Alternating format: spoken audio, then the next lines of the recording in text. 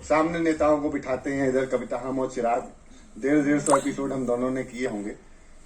लेकिन अब जब यहाँ आ रहा था तो हमारे राहुल जी का बड़ा टेंशन होता है कि सुदीप जी कार्यक्रम ऐसा है, थोड़ा राजनीतिक चीजों से परहेज करना चाहिए। तो आप विशेषतः किन कविताओं को लिखते हैं? मैंने कहा बस वो ही लिखते हैं जिनसे परहेज करना है। तो इसका मतलब यह है कि मैं आज आपका नाम नहीं ले पाऊंगा।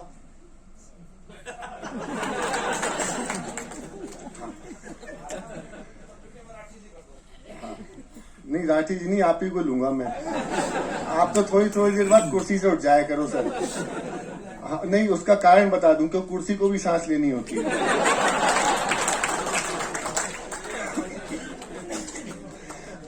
देश अद्भुत है और हम मैं तो देखिए राजनीतिक लिखता हूं, लेकिन जिनके लिए लिखता हूं वो सामने बैठे होते हैं और बड़ा आनंद लेते हैं। 2-3 रंग की कविताएं सुनाता हूं आपको, 2-3 अलग अलग रंगों की कविताएं सुनाता हूं। प्रेम मोहब्बत की बातचीत हुई, प्रेम प्यार की बातचीत हुई। दरअसल मुमताज जी कह रही थी कि चिराग जैन का पता नहीं किससे पाला पड़ गया, प्यार मोहब्बत अलग चीज होती है। मुमताज जी ऐसा है, जो लड़कियां शादी के पहले सलमान खान और अक्षय कुमार के फोटो किताबों में रखती हैं, बाद में उनकी शादी किसी जेठालाल से ही होती है।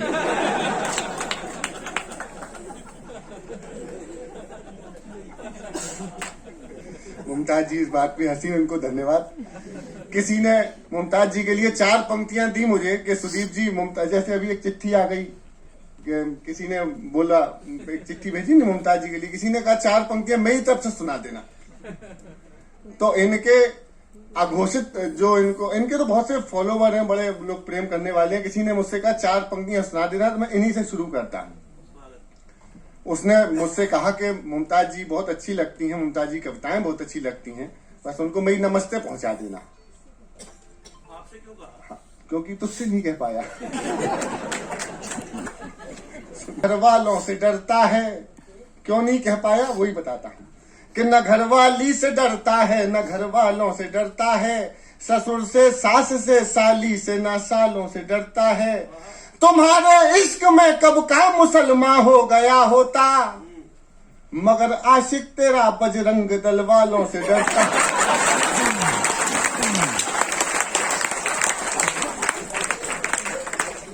हम तो युक्ति लगा लेते हैं। जैसे कि हमको पंजाब आना है तो हम उत्तर प्रदेश के नेताओं पे कविताएं लिख देते हैं। राजस्थान जाना है तो दिल्ली वालों पे लिख देते हैं। अभी दिल्ली गया, दिल्ली में एक किसानों का आंदोलन था, उसमें मुझे बुलाया गया कि सुदीप जी किसान का गीत सुनाने आपको आना है। अब उसमें बीच में बैठा हुआ था एक यूपी वाला कि सुदीप जी वो वाली सुना दो। अच्छा 20-25 हजार लोग, मैं भी जोश में शुरू हो गया। लेकिन जैसे ही उसकी पंचलाइन आने वाली थी, मैंने गुरु अगर आज एक तुमने सुनाई पंचलाइन तो ना तो पैसा मिलेगा और तू वापस जाने वाला है कि नहीं ये भी तय नहीं है। तो एंड टाइम पे मैंने पंचलाइन बदली, देखिएगा, आनंद लीजिएगा। और कविता में व्यंग कोशिश करता कि नमो नमो के नारे खूब हुए जयकारे, काशी वाले विश्वनाथ ने, भैया इसमें थोड़ा सा इसको सॉफ्ट कर दो गाने लायक।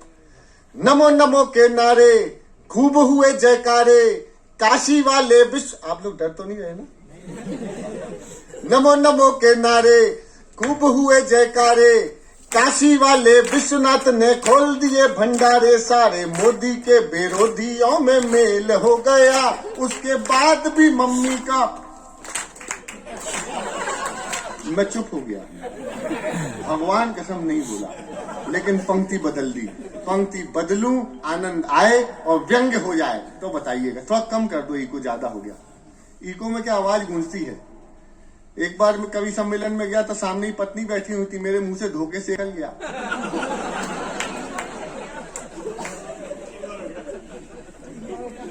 वो तो अच्छा कानून बन गया था।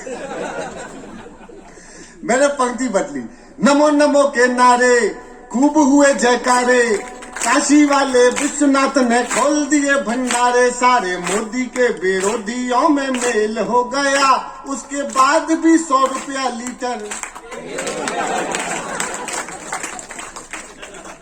सामने कांग्रेसी नेता थे, उनने 20,000 रुपए ज्यादा दिए। फिर बाजू वाले नेता से पूछा वो असली लाइन कौन सी थी जो इसने बदली, तो फिर उन्होंने सुनाई। बोले बहुत बेकार कवि है, नहीं देंगे। एक पेट्रोल की महंगाई पे सुनिएगा, अपने तरीके से बात कहते हैं, सुनिएगा। तेल करो सस्ता ना, दर्द देखिएगा। अरे तेल करो सस्ता ना और कोई रास्ता ना, तेल गरीबों का निकला जाए। लक्ष्मीकांत यहीं बैठे। अरे तेल करो सस्ता ना और कोई रास्ता ना, तेल गरीबों का निकला जाए। कानों में डालो तेल जरा सा, धक धक धड़कता दिल है डरा सा। कानों में डालो तेल जरा सा, धक धक धड़कता दिल है डरा। एक कर धड़कन रुक जाए। तेल करो सस्ता ना और कोई रास्ता ना, तेल डीजल दिखाए मस्त अदाएं, पेट्रोल का ये एटीट्यूड हाय। डीजल दिखाए मस्त अदाएं, पेट्रोल का ये एटीट्यूड हाय। नोट गुलाबी देख के शर्माए। हाँ खत्म। भी बड़े हल्के फुल्के अंदाज में गए। उत्तर प्रदेश का चुनाव परिणाम सुनाना चाहता हूं। अगर सुनना चाहते तो एक बार जरा मुझे बताइए कि सुनना चाहते हैं। बहुत हल्के फुल्के अंदाज में सुनाऊंगा। यूपी का चुनाव परिणाम और पैरोडी है कच्चा बादाम, सुनिएगा। लेकिन उसके पहले 2-3 सीढ़ी लगाता हूं। किसान आंदोलन हुआ, जयंत चौधरी जी बड़े समय प्रसिद्ध हो गए। जयंत चौधरी जी पर अमित शाह जी की नजर कि अमित इनको लिया जाए अपने साथ और मिलकर चुनाव लड़े, लेकिन चौधरी साहब नहीं माने। यहां से चुनाव शुरू हुआ और चुनाव परिणाम तक 3 छोटी छोटी पैरोडियां। आनंद आएगा आपको सुनने में और सारी पार्टियों को पसंद आती है मेरी इस पैरोडियों की खूबसूरती है। अमित शाह जी ने बात की किनसे? जयंत चौधरी साहब से कि देखो शाह जी ने फेंक दिया दाना, देखो शाह जी ने फेंक दिया दाना, चौधरी इतनी सी बात न माना के वो उन्हें प्यार करते हैं, अभी इंतजार करते हैं।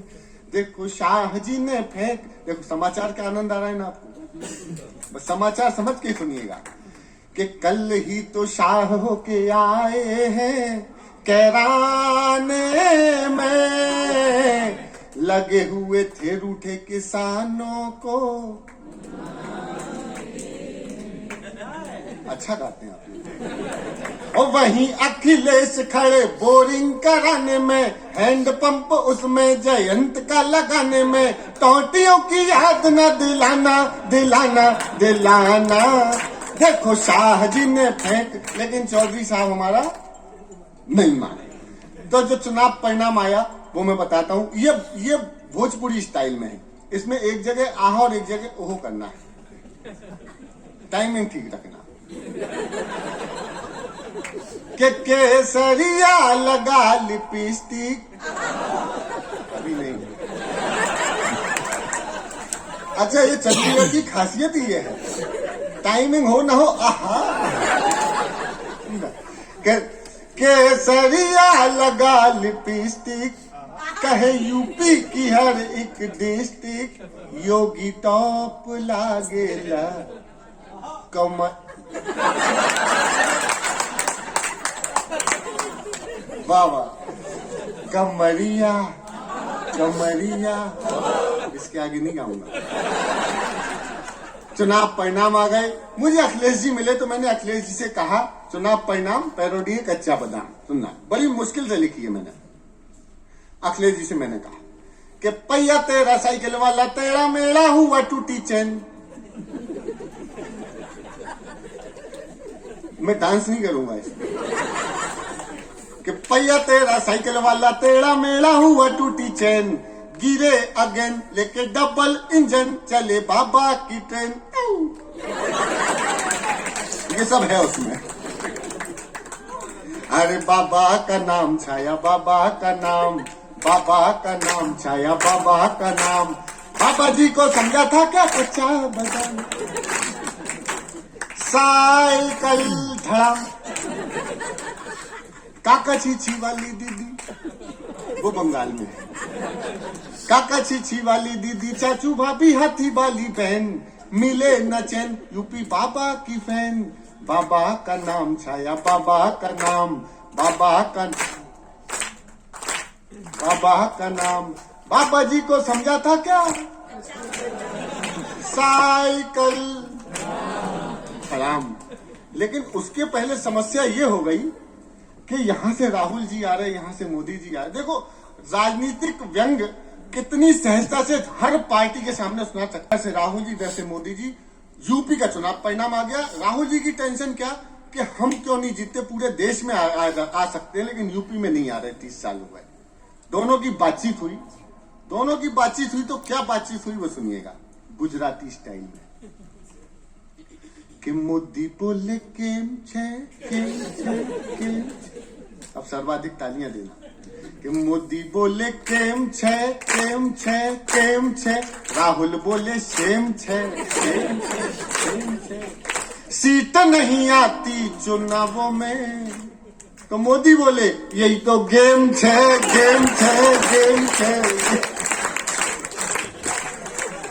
सिद्धू को लड़ने भेजा तो पंजा तुड़वा लाए, दीदी को लड़ने भेजा तो नाक नहीं बच पाए, पीएम बनूंगा कैसे ये बात समझ ना आए, वोटर कहते हैं हमसे ओके टाटा बाय बाय, हाय मोदी बोले पीएम बनोगे तुम, ये थारो भैम छे। मोदी जी ने डोनाल्ड ट्रंप का क्या नाम लिया था पता है आपको? तो बहम को बहम भी बोल सकते हैं। एक बार तालियां बजाइए। मैं थोड़ा सा धन्यवाद करता हूं। देखिए आप दुनिया के 10वें नंबर के अकलमंद से बात कर रहे हैं इस समय। मैं दुनिया के 10वें नंबर का भाभी जी अकलमंद कवि हूँ। अभी न्यूयॉर्क यही पुरस्कार लेने के लिए हम गए थे। मुमताज जी गवाह हैं इस बात। देखो मुमताज जी भी झूठ पे हाँ कह रही। सही बात है। मुझे पुरस्कार मिला, दुनिया के 10वें नंबर के विद्वान का पुरस्कार मिला, शॉल, श्रीफल, चेक, सम्मान पत्र सब लेकर के मैं कल आया। मैंने कहा पत्नी को सरप्राइज दूंगा, पत्नी खुश हो जाएंगी। बड़े कॉन्फिडेंस के साथ बैठा, मैंने क्या करूं एकदम से सरप्राइज दूं, तो किचन में गया, सामने सब कुछ सजा दिया यूं, और आके सोफे पे लेटा और आवाज लगाई, मैं सुनो जरा इधर आओ, एक कप चाय बनाओ। पत्नी ने कहा आज बड़ा कॉन्फिडेंस में तो लग रहा है, आज कॉन्फिडेंस में आई। बोले कहो। मैंने कहा एक कप चाय चाहिए। समझ गई। अच्छा दुनिया में राहुल जी, दुनिया में कोई पत्नी अपने पति को अकलमंद मान सकती है? भाभी जी,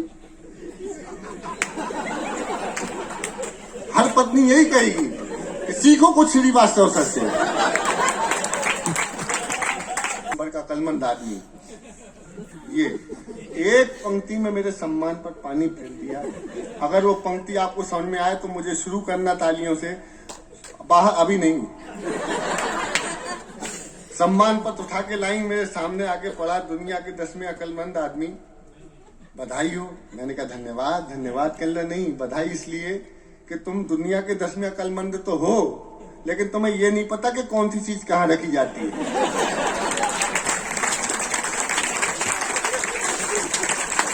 और ईश्वर जी आपको प्रणाम करता हूं सर। ईश्वर की कृपा से मेरी एक साली है। नहीं अच्छा की बात नहीं, ईश्वर मेरे ससुर का नाम है। अभी छुट्टियों में साली साहब आने वाली थी कि जीजा जी होली साथ खेलेंगे, तो साली तो आई नहीं, कोविड आ गया। और कोविड क्या आया, कोविड के पहले साला आ गया मेरा, वो भी आइटम ही है। आया, साली आने वाली थी, साला आ गया। क्या हुआ, एक पारिवारिक सा गीत सुनिएगा, आनंद का गीत है, सुनिएगा। कि मेरी साली भोली भाली, मेरी साली भोली भाली, जैसे लदी फूल से डाली, छुट्टी में थी आने वाली, दोनों हाथ बजाते ताली, लेकिन साला आके टेंशन दे गया, घरवाली को भी आके ले गया। साला बैठे थाले टेंशन दे गया, घरवाली को भी आके ले। कहाँ जा रहे हो गुरु?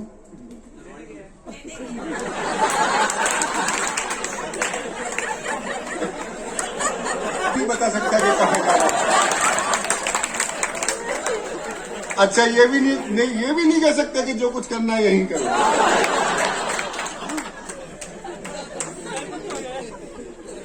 तालियां बजा दीजिए। घरवाली को भी आके ले गया ऐसी कि जिसकी शादी हुई ना हुई सगाई, वो क्या जाने भला पीर पर आई। एक थैली के चट्टे बट्टे सारे दांत कर गया खट्टे, और फिर बाथरूम से मंजन ले गया। अजी आप सोच रहे हो घटिया साला है इसका कवि का, वैसे वो घटिया साला नहीं है, वो बाबा रामदेव का भक्त है और मंजन पतंजलि का था। दिन भर अनुलोम विलोम करता रहता है, 2 बंडल खत्म होते हैं।